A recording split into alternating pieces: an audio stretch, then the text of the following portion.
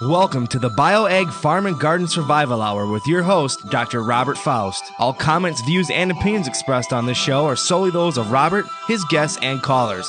Now, with the BioAg Farm and Garden Survival Hour, here's Dr. Robert Faust. Good morning, or good afternoon, depending where you are. This is Robert Faust, and I'm live and direct from the Big Island of Hawaii.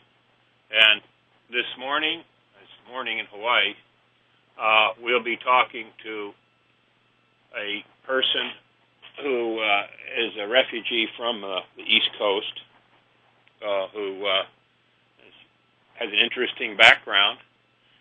He's a garden writer. He's a gardener in Alaska who went to Harvard College and Northeastern Law School and got a law degree, but then had some problems back on the East Coast and decided to get as far away from it as possible. I've always said the East Coast is a place to be from, far from. And so he took that literally, and so did I, because I'm a refugee from the East Coast myself. So he's up in Alaska, and he'll be coming on in a while. He's America's longest-running garden columnist, and he's a member of the Garden Writers Association, and he's called the America's dirtiest lawyer. Name is Jeff Lowenfels, and he'll be talking about our new biological methods of gardening and about his conversion from salt fertilizers into a more natural method using the soil web. Now, we have to understand when we're talking about how this all works. Like I said before, the only difference between the Earth and the Moon is an average of 8 inches of topsoil. Okay. But what makes topsoil work is humus. Humus is the amorphous state of matter. It's one of the most complex molecules on Earth. It makes it possible for the living plant roots to get minerals from the dead soil. Mineral, or rock, actually, because it all comes from rock. Most people haven't seen soil formation in action. Here in Hawaii, on the Big Island, with active volcanism, gives me the opportunity to study soil development. Soil, you can see every phase here from red-hot lava to deep, deep ash-developed soils. So we have just about every stage. You have soils formed from volcanic ash. You have soils formed from volcanic lava. And that's where it generally comes from. But what really makes it work is that magic called humus. And that requires the food chain. It requires succession. It's an ecological term. It's a law of ecology called ecological succession. You start with 2,000-degree lava. You work your way on up to a rainforest.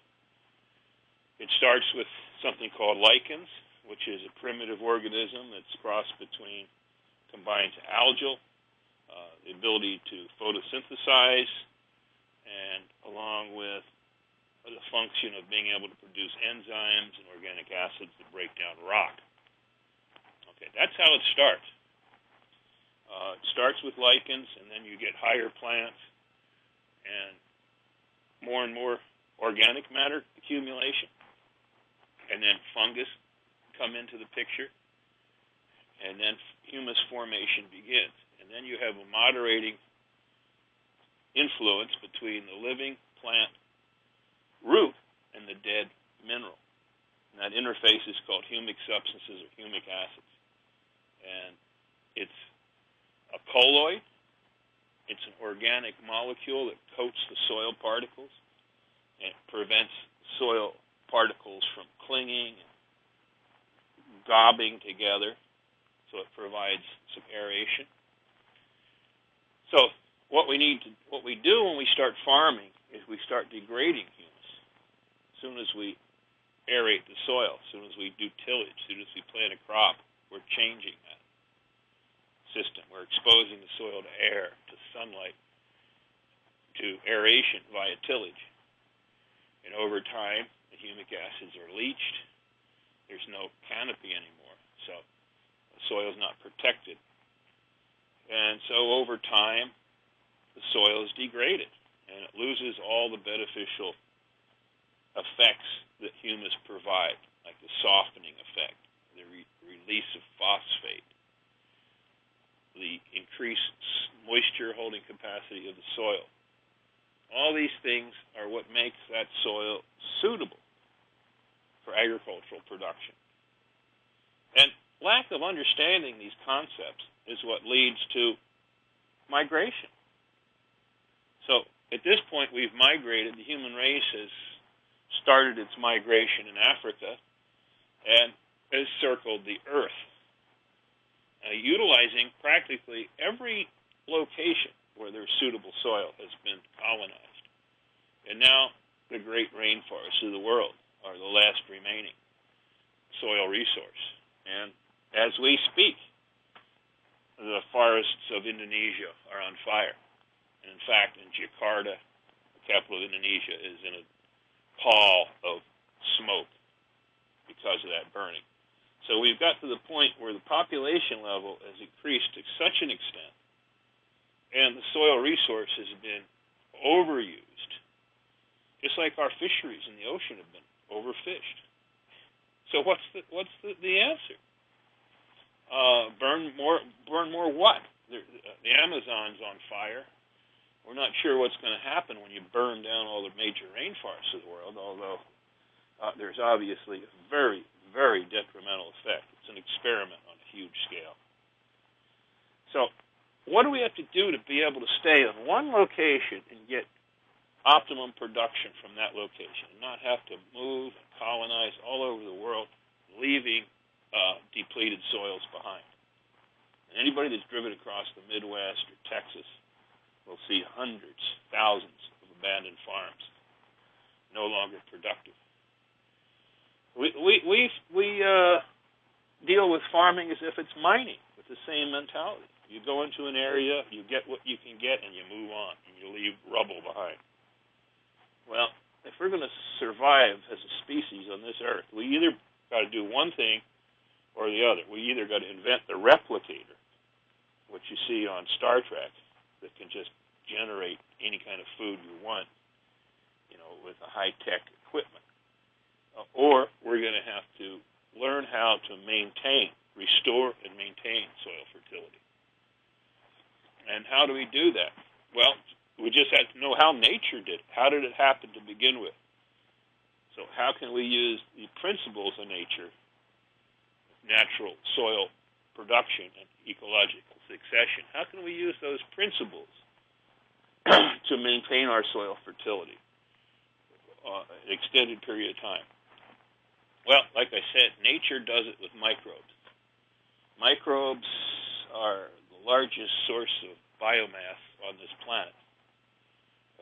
Now back to the show. Here's your host, Robert Faust. And if we understand and provide for microbes, and in some cases manipulate by direct addition of specific microbes, we can maintain soil fertility indefinitely. And of course, that is in direct opposition to our present method, which is promoted by our educational institutions and our industries. And that's pretty much dousing the soil with toxic genetic chemicals and salt fertilizers. The salt fertilizers being what we call NPK, or nitrogen, phosphorus, and potash, in a salt form. That is, a natural mineral that's been acidified to create a soluble form. So it kind of goes back to Liebig's theory, of nutrients, and it kind of ties in with hydroponics. So the mentality is hydroponics. Okay, hydroponics works. You don't need soil, but when you try to take soil and create a hydroponic system, you destroy all the soil properties that are required for optimum plant growth. That is, one of the biggest problems that we see is the use of highly either highly acidic or highly alkaline fertilizers, like anhydrous ammonia. For instance, anhydrous ammonia is ammonium gas. It's extremely alkaline. It dissolves organic matter. It dissolves the humus and the humic acids. And then through evaporation, if you have poor drainage, you'll have a slick form on the surface. That's called black alkali. So when you see black alkali, it's time to think about going to town and get a job. And so a lot of the things we're doing are, as standard practice, are in direct opposition to soil building principles. To build soil, we need to look at decay systems, managing organic matter, managing decay. And if you understand that humic acids are a resource that needs to be constantly replenished, because being organic matter, it's unstable. You get oxidation. Humic acids molecules will oxidize in 60 days. So it's a steady state process of decay, oxidation, addition of raw organic matter. It's a cycle. It's not a one-shot deal, and then that's it. It's something we have to continually replenish. And it's a very complex subject. Now, we're going to have, at some point, the top expert on humic acids. We're going to have him on here from an academic standpoint. And we're going to discuss in detail this complex subject of humic acids. But in the meantime, we're going to discuss how this applies to the home gardener, to the little guy. What can he do? Without the academic jargon and all the complex chemistry.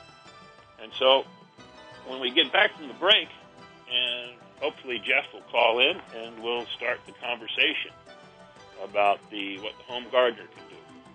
And this is Robert Faust with the Bioorganic Farm and Garden Survival Hour. We'll be right back. Would you like to manage your crops effectively and successfully without damaging the environment or your family? Then visit www.bioag.com today to see what they can do for you. BioAg carries cost-effective, fast-acting agricultural products that produce results in days, not months. And since they know that one size doesn't fit all, BioAg sells you only what you need. So for fast, effective, and most importantly, safe agricultural products, visit www.bioag.com.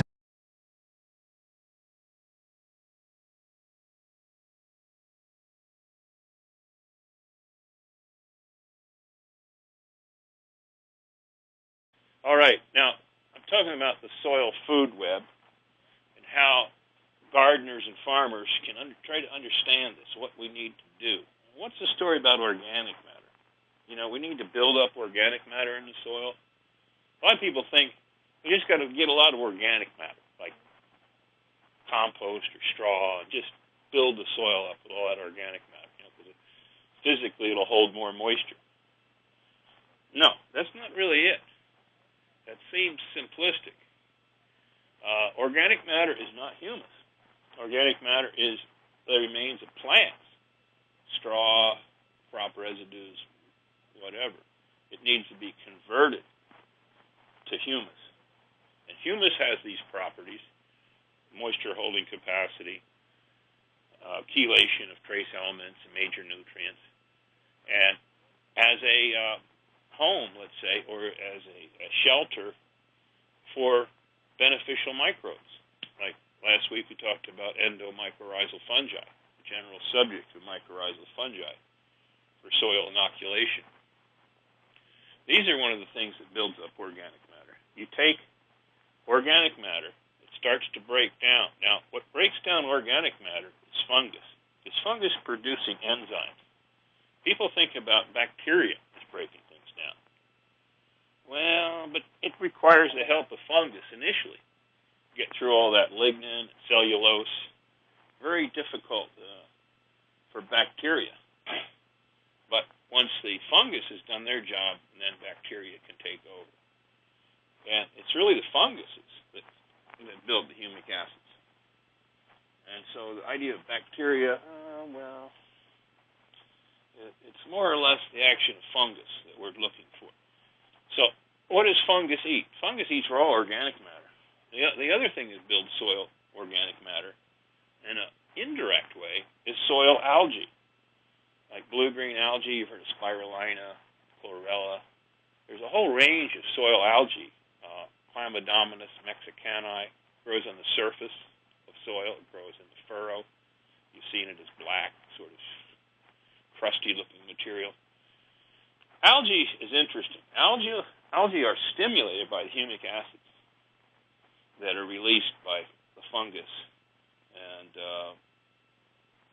but they only require some sunlight and a small amount of nutrients. So they photosynthesize. So like primitive plants, they are primitive plants, and they grow on the surface of the soil. Most people don't even notice the soil algae, but they build organic matter, and that organic matter is acted on by fungus. And there's a symbiotic relationship there.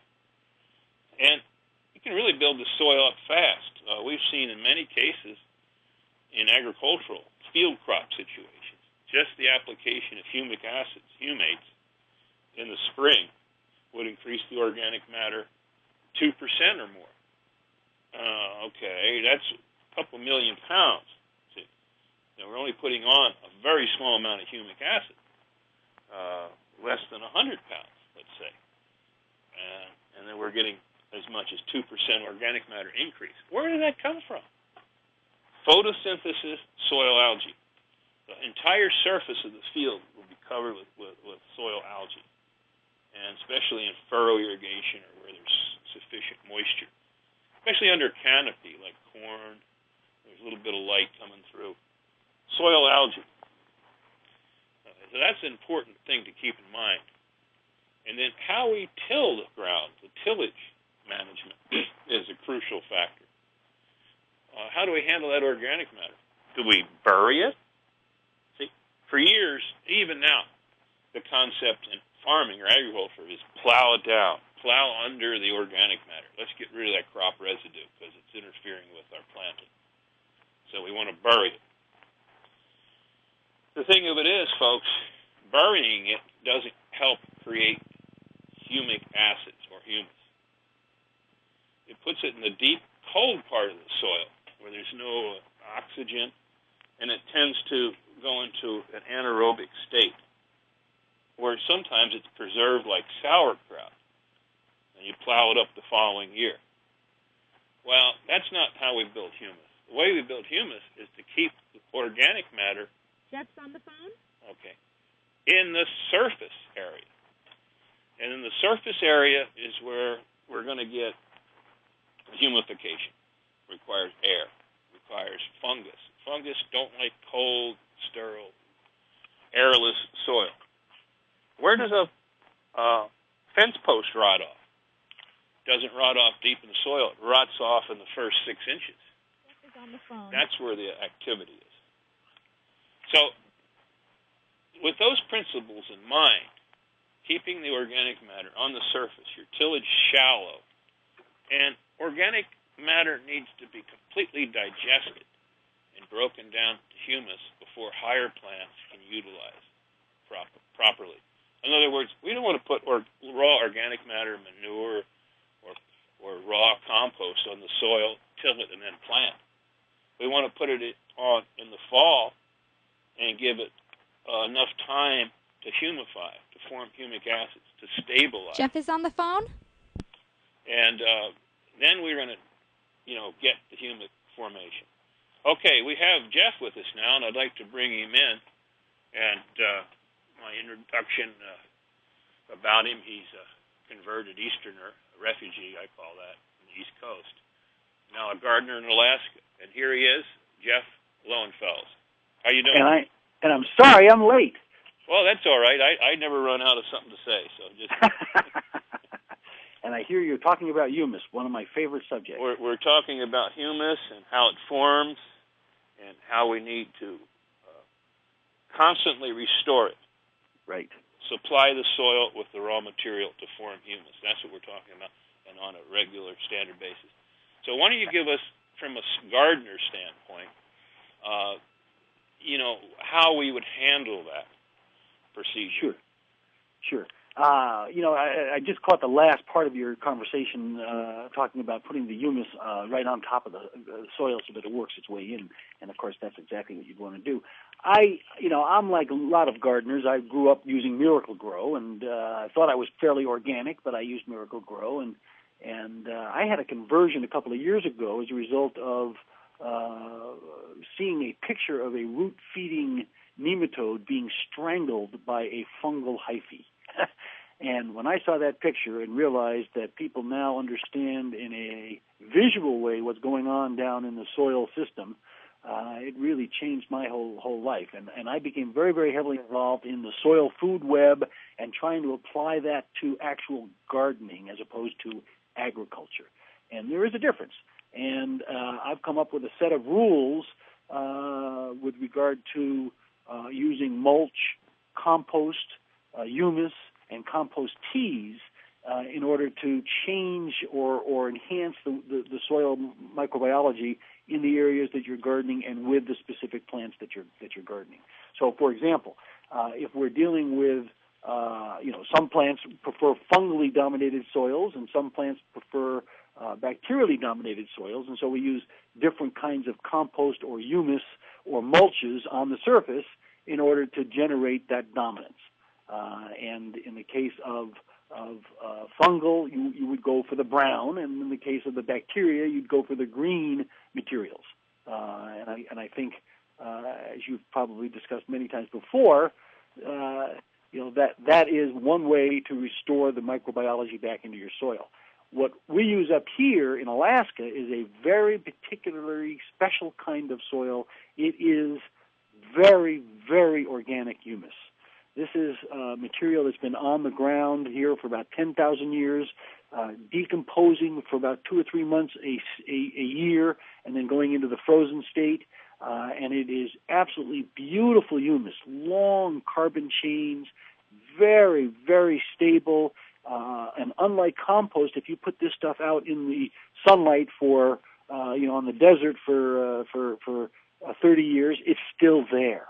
You put compost out in a warm place like Hawaii, for example. In 6-8 months, it's been decayed. It's been used up by the soil. So the kind of humus we use up here is slightly different than the kind of humus that people generate in their compost pile. Am I making any sense so far? Well, yeah, because we know that for compost, especially if you're using the biodynamic technique, requires time. Right. More time than most people are willing to apply. Too much of this tumbler, I can make compost in 2 weeks. Yeah, you can't do it. 2 years may not be enough. Right. The compost needs to be totally stabilized to the point where it's got earthworms in it, or it's got insects. It's to that point in succession. Right, and most people don't do that. I mean, most people don't. And I think that's because we're so hung up on hot composting as opposed to cold composting.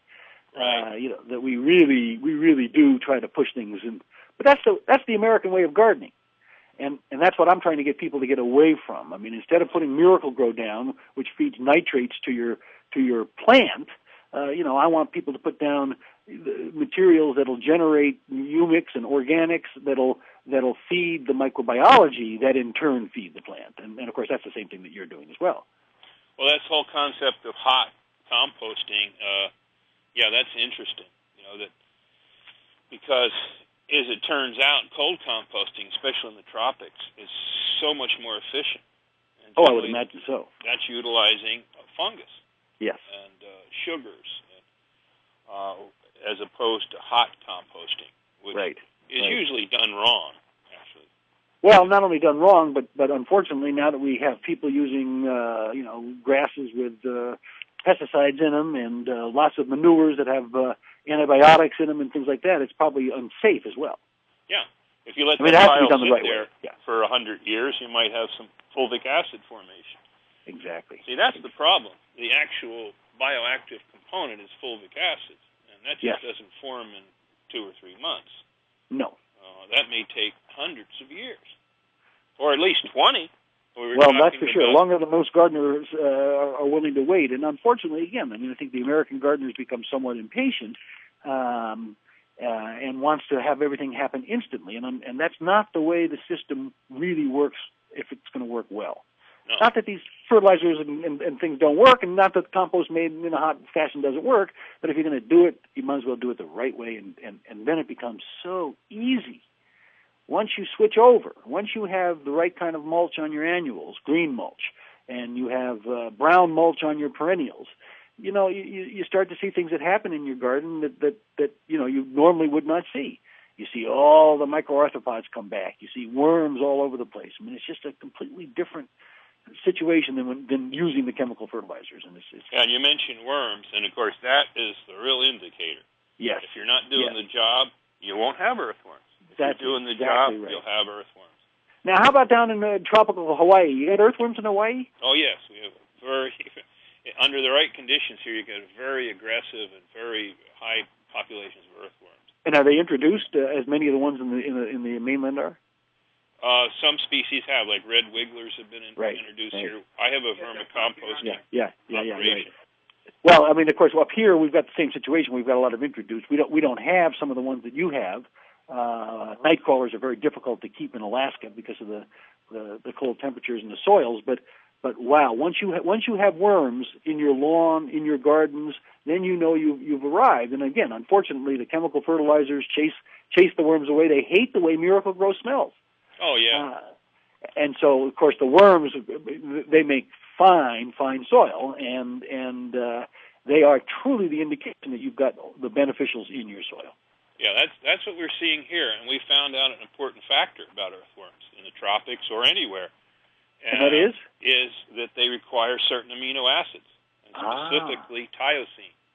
Tyrosine is an amino acid, and we have found that why humic acids or humates bring back earthworms. I mean, for 30 years, farmers would tell me, I put the humates on, I put humisolve on.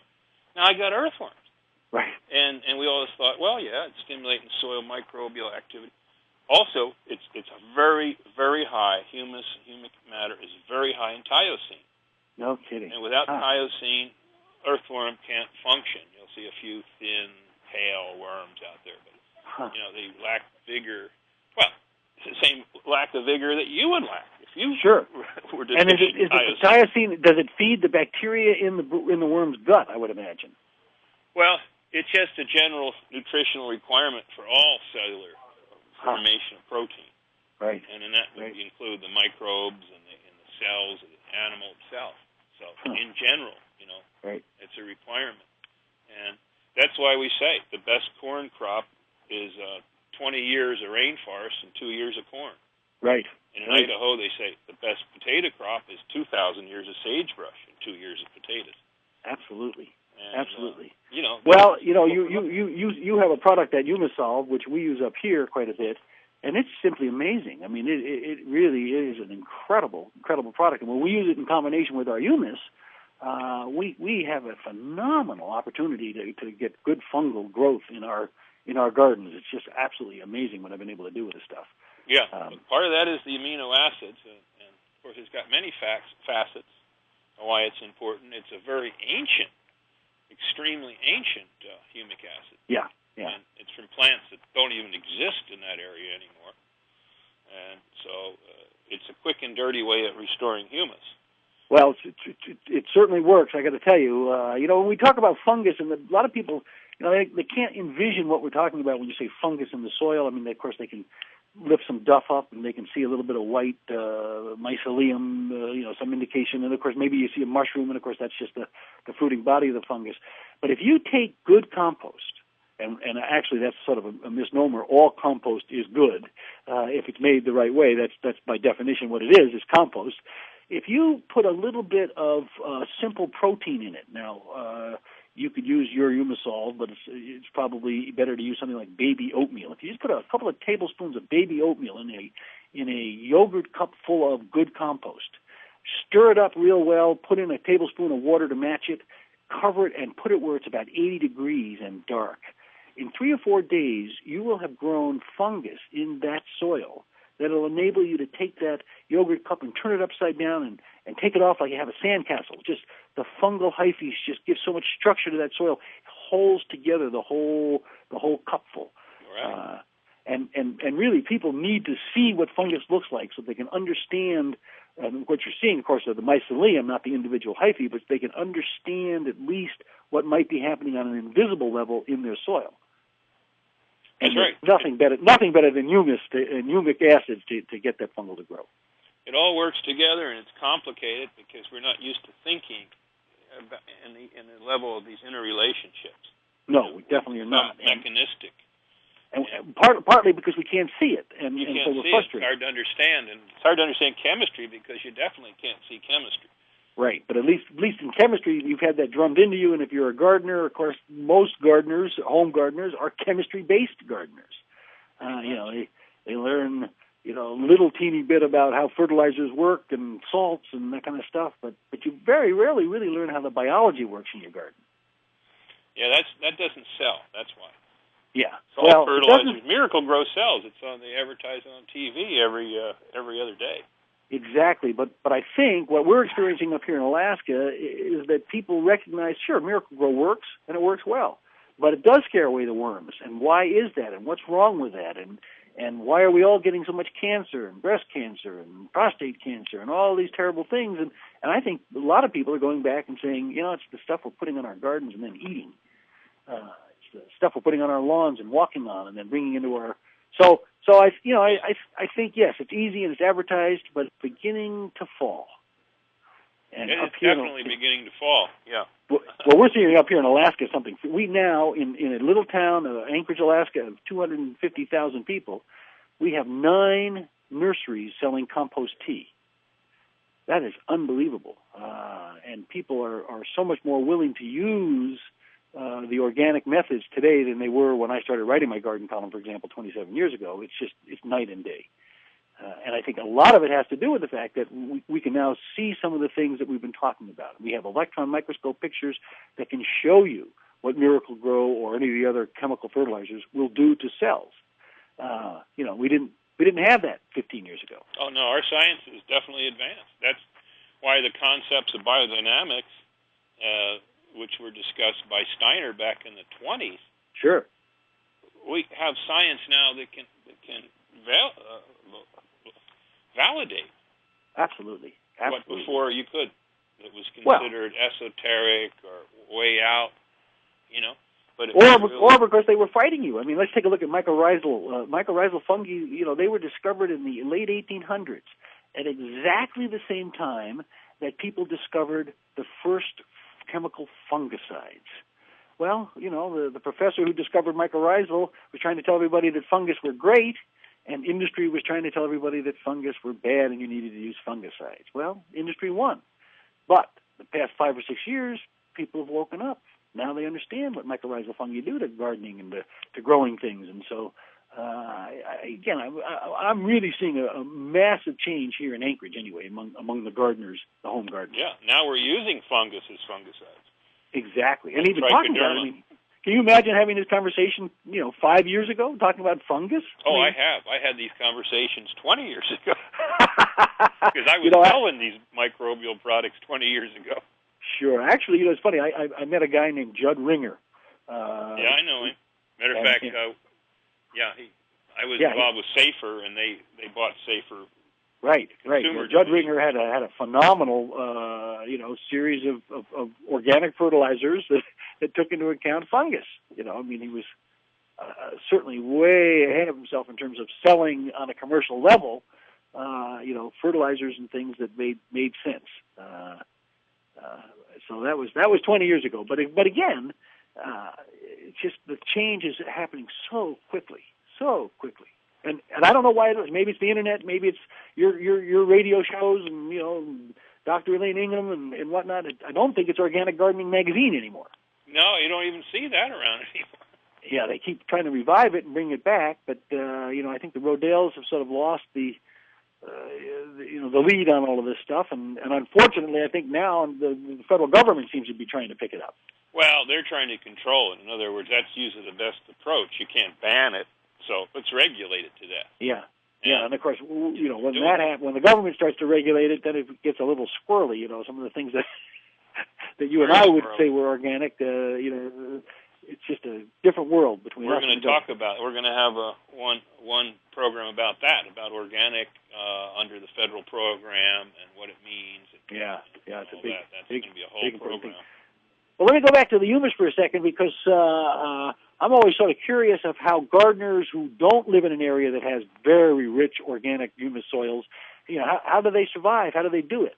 And you're right, composting is one way, but it has to be composted the proper way. And that's I don't. A lot of work. It is a lot of work, but on the other hand, it's so vital and so necessary. I mean, the soils you have, for example. I would imagine in your hot temperatures that there's a tremendous turnover in the carbon. Absolutely. I mean, in one night, I raise sheep because I have a permaculture-based farm here. Wow. Agroforestry and livestock. And the sheep manure overnight will be a pile of earthworm castings. Wow, that is phenomenal. The earthworms come up under it, and they ingest it, and you'll just be a pile of castings next day. So you've got very bacterial soils, probably. Well, we have what they call a histosol, which is an organic soil that's derived from a high canopy rainforest on top of lava flow. So a lot of the soils here in Kona were 6 feet deep humus. Wow. And it was just strictly like peat. Organic matter formed underneath these high canopy trees, 150-foot tall trees. And that was the taro belt. It's now the coffee belt. Sure. And in some cases, it used to be 6 feet of organic matter soil. And down here on the road right now, on the highway, coffee farms, 0. Yeah, that's amazing. The coffee trees are growing out of solid rock. Yeah. There's no sign of organic matter. That's from incredible. Using herbicides, chemical fertilizers for 50 or 60 years. Yep. Soil completely oxidized. Yeah, completely. It loses every bit of structure. Yeah. There's no soil at all. It's rock, hard rock. You need a jackhammer now to plant a tree. Yeah, that is really terrible. Yeah. We've got a slightly similar situation here. The big cabbages that everybody, John Evans, who you had on a week ago or so, the big cabbages used to grow in a 6-inch level of humus that was peculiar to the Matanuska Valley, where they grow all of these big vegetables.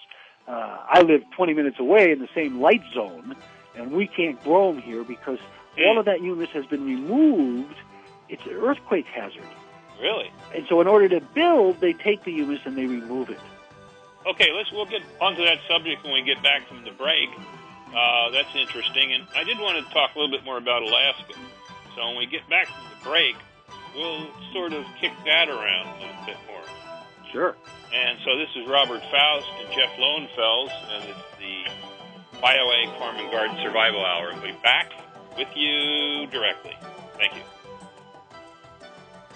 Would you like to manage your crops effectively and successfully without damaging the environment or your family? Then visit www.bioag.com today to see what they can do for you. BioAg carries cost-effective, fast-acting agricultural products that produce results in days, not months. And since they know that one size doesn't fit all, BioAg sells you only what you need. So for fast, effective, and most importantly, safe agricultural products, visit www.bioag.com.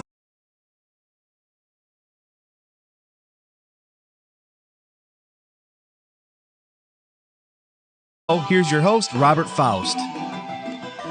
Welcome back to the show. We're talking with Jeff Lowenfels here. We're talking about humus. It's a good discussion we're having. And, a lot of people, when you can see my website, there's pictures of John Evans' giant vegetables, also a link to his site. And we'll also have a link to Jeff's site on our bioag.com website. So all the archives, shows are there, and the links to the guests. But what I wanted to ask Jeff is, we get a lot of comments about these giant vegetables. They say, well, yeah, but that's Alaska. They got 18 hours of sunlight, and they can grow giant vegetables, and there's nothing spectacular about that. It's just because they're in Alaska. And then I say, yeah, but John Evans has some of these world records in some of these blue ribbons at the county fair against other people in Alaska. So just to discount it because he's in Alaska. And then you mentioned that not all Alaska is the same. Right. And also, how come they don't have giant vegetables in Norway? Right. So what do you think about it's that? a very interesting question, and really for years as a garden columnist, I would say, oh, it's just the difference in the light, and I was so stupid because I have a degree in geology, wasn't thinking straight. The early gardeners that I saw that grew the big vegetables literally put pipes into the root zone and then filled them up with, all sorts of chemical fertilizers. And it wasn't until I met John Evans that I began to understand that that's one way to do things, but that there is another way to do things. And John is a modest fellow. I'll tell you, when you go out to see his garden, his soils, which he does not rototill, you can stick your arm in up to your elbow. It's just the most incredible soil I have ever seen. And what he's done is he's taken this Alaska humus, which is a product that we sell, and restored it back into the root zone of his gardens. And then the compost tea that he is making, aerated compost tea, using the Alaska humus, because it has phenomenal microbiology in it, and things like Humisolve and fulvic acids, you get a microbiology bloom in your garden up here like nothing else you've ever seen, and it can be duplicated elsewhere. My uncle duplicates it in New York.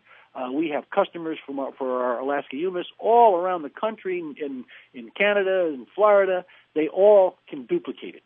It's just a question of using the biology that's given to you, and most people don't do it. And here in Alaska, people like John Evans have shown others, myself included, how to do it. Yeah, that's right. We have to give him a lot of credit. And also, I've noticed that on the world records on vegetables, quite a few of those world records come from Wales. Yes. In the UK. Yes. And that's pretty far north, all right, but it's not. Well, really again, there's no question that daylight has something to do with it, but you're absolutely right. I mean, when you can take two people in the same contest and one gets a much larger vegetable than the other one, and they're in the same daylight, there's something else going on here. And clearly, in John's case, it's the compost tea and the humus. He has got a soil that's got 35,000 different kinds of bacteria and 11,000 different kinds of fungi. So he's got incredible diversity. He has probably phenomenal protozoa in his soil because he has terrific worms. And you can just see when you go out there the beauty of his gardens. And again, it's the way he takes care of them. It's not the location. And I begin to see the difference in my gardens now that I'm using the same system. I mean, it's night and day what my lawn looks like. I had a lawn that never had a robin on it ever. I put down compost tea, and 6 months later, the yard is full of robins, and they're pulling worms out of my lawn. There you go. There's those earthworms again. Exactly, and they are the clear indicator. That's the food chain. It goes to the higher level. Well, we're reaching to the end of the show here, and we're getting ready for the final little segment here, which we'll be talking about what's happening next week.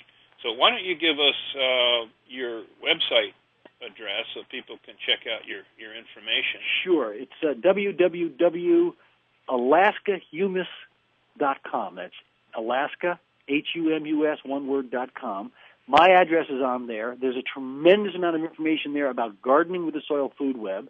And I think people, will be stimulated somewhat to dig a little deeper into the idea.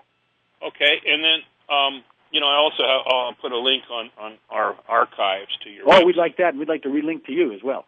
Yes, that's fine. And we'll be carrying your product, too, at some point. Well, we appreciate it. I got to tell you, when you make compost teas, there's nothing better than Humisolve. Right, that's right. We use these products together, folks. We're using the Humisolve, which is ancient fossil humus, along with the living, more contemporary humus. And that's what Jeff has. It's really kind of unique, and I'm looking into bringing some in here. If we can figure out how to get it over here. Right. And get the benefits, all across the country. I mean, we really need it more in, for instance, Indiana than we would here. Oh, absolutely. Absolutely. Yeah. No organics in their soils. This is 80% organics. And our people in Texas, we get a lot of business out of Texas. Yeah. And that's some of your more burned out soils. That's why. Yes, indeed. So, too much chemical. A lot of history of abuse. Yep. all Well, over you're doing the a great Midwest. job, and we sure appreciate it all out here. I'll tell you, we got to get more people back to the organic system, doing things the right way, using biology instead of chemistry. Well, good, Jeff. We're going to have you back on, and we'll continue this conversation because it's a never-ending conversation. Well, Just like I look forward to it. the cycle of nature is a never-ending cycle. Absolutely. And this is going to take a while for people to sink in. So let's thank Jeff, and we're going to bring him back because I like the conversation we had. So thanks, Jeff. Okay, talk to you soon. You'll be hearing from me. Okay, so next week, let me talk about what's going to happen on next week's show. We're getting into the pest season. We're getting into the summer pretty soon. So next week, we're going to talk about natural and biorational pesticides. This whole thing of pesticides has been my issue for 35 years. I'm an entomologist. I study entomology and applied ecology. And then I saw the connection between soil health, soil productivity, and resistance to pests and insects. And so I studied soils, and I became an expert in soil management, agronomy, and I have a master's degree in agronomy. So everything's connected. And the pest problem that we're having, like for instance, this year, there's a massive infestation of Mormon crickets. And it's not one species. There's about 4 species out there in Idaho and Nevada, Utah. And, we're seeing literally the biblical plagues. I mean, there's new diseases, human diseases. We can talk about that too. Plant diseases, new insect pests. And how are we going to control them? What are we going to do about this? Well, we're going to talk about the neem tree, the biggest secret in pest management, folks. That's going to be next week. What about using neem tree extracts from India? Been effective for 5,000 years. Find out why you don't know about it. Find out why they don't want you to know about it. Find out right now by going to our website, bioag.com, and looking at our neem product information. So next week, it's going to be neem tree-based products for pest and disease. Yeah, this is Robert Faust, and now it's March 2023. And this last presentation here was 20 years ago. And, well, a lot has happened since then. Certainly the environmental issues have got worse. We do see some adoption of some of the technologies I was discussing. I would just say, just entering the mainstream. That is mainstream agriculture. And you're starting to see these products on retail shelves. Our products, the Faust BioAg, are catching on, but not like they should be, considering the environmental destruction and deterioration of the climate. I'm looking out the window right now. It's April. It's the first week in April, and it snowed last night. Like in past years here in Oregon, I've had to mow the lawn by now. And we have like animals out here like deer, and they're trying to find food, and it's just unbelievable weather conditions. We'd normally be farming, but now it's just never-ending conditions, and we're expected to have drought and high temperatures in the summer, and probably more forest fires, which are also unprecedented, but definitely predicted. If you go back to the books, The Survival Civilization, by Don Weaver and John D. Hamaker and Donald Weaver, and I'm going to have Donald Weaver interview from 20 years ago. I'll have that next. And, this was back in 1982, and he predicted, unless we do something, as far as global warming reduction, which is CO2 reduction, which would be remineralization of the earth with mixed rock dusts on the forests and the prairies and everywhere, to increase the CO2 absorption by plants to reverse the cycle. Well, that didn't happen. And I don't think it's going to happen. So all the things that he said were going to happen, the drought, the weird weather, like the tornadoes and the heat from the south meeting the cold air from the north, causing what I'm seeing outside my window for the last month, which is snow in a place where it doesn't normally even snow, and then the droughts in the summer and the fires, and all this was predicted by John Hamaker in 1982, and we didn't have much time, according to his analysis, to do much about it. We would have had to start in 1975. Well, we didn't. So what's going to happen? Well, it's just going to get worse. I mean, we're not going to adopt putting rock dust all over the world, even though that's likely is the salvation, but that should have been done 20, 30 years ago. So we can just, I guess all we can do is hope, and maybe the younger generation can try to do something, but I think the solution's clear. Of course, what you end up hearing is we need more research, we need more studies. And then you have a lot of people say there's no global warming, just like some people say the earth is flat. So, you have this kind of thing, plus wars and rumors of wars. So it's not looking really positive, but I think as individuals we can take kind of control of our own lives in many cases. In many cases we can't. But growing your own food and doing what you can do. And so hopefully we'll have information and all that, and the person that I just interviewed, which is Jeff Lowenfels, will probably have some more talk shows with him and myself, new 1923 or 2023 versions of where we've come in the last 20 years and where it's going. We have more knowledge, but let's just see where this takes us. So thanks for listening, and you can leave feedback on comments and subscribe to my station, my channel, and wait for some more updates for more interviews and more talk shows and subjects that I come up with in the future here in 2023. So I say goodbye from the coastal range mountains of Northwest Oregon, and I used to live in the mountains of the biggest volcano in the world, Mauna Loa, and that's starting to act up. So I'm kind of glad I'm here in much more stable mountains, and I don't have to breathe volcanic gases. So I welcome you back, and we'll talk to you later. Check out our Robert Faust signing off.